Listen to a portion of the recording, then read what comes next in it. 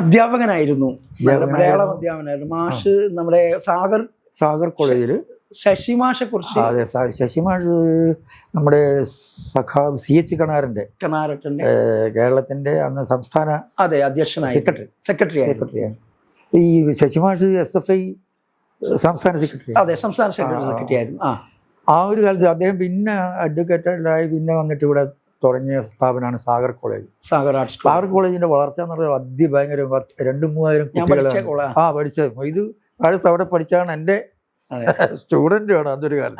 അപ്പൊ ഇന്ന് മൊയ്തല്ല ഒരു വഴിക്കായി. ഞാനിപ്പോ തരാപര പാട്ടും പാടി നടക്കുന്നത്. അവിടെ ഒരു അഡ്മിഷൻ കിട്ടണമെങ്കിൽ വലിയ ഉന്നത സ്ഥലത്ത് റെക്കമെൻഡേഷൻ കിട്ടണം. നല്ല ഇംഗ്ലീഷിന് ഭയങ്കര. പിന്നെ അന്ന് ഇന്നത്തെ അടിച്ചു പഠിപ്പിക്കുന്ന കാലമാണ്. അടിക്കാൻ ആരും ചോദിക്കില്ല. രക്ഷിതാക്കളും കുട്ടികൾക്ക് അവിടെ ചേരുന്നത് ഇഷ്ടമല്ല, കാരണം അടി കിട്ടും, ഭയങ്കര പ്രശ്നം. പക്ഷെ രക്ഷിതാക്കൾ അടിയാ ചേർക്കും, അടി കിട്ടണം എന്ന് വിചാരിച്ചു.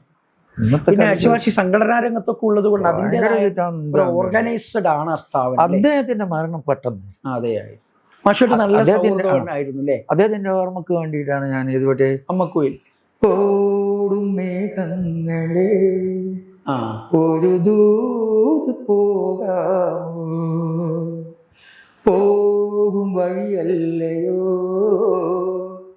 ദേവദാരു പൂക്കുമിടം, ശ്യാമമേഘമേ കാണുമോ ശശിബിംബം, മാഷെക്കുറിച്ചാണ് കണ്ടുവെന്നാൽ ചൊല്ലുമോ സന്ദേശം, സുഖം തന്നെയോ സുഖം തന്നെയോ കൂടുവിട്ടു പറന്നുപോയൊരു കൂട്ടുകാരന് സുഖം തന്നെയോ.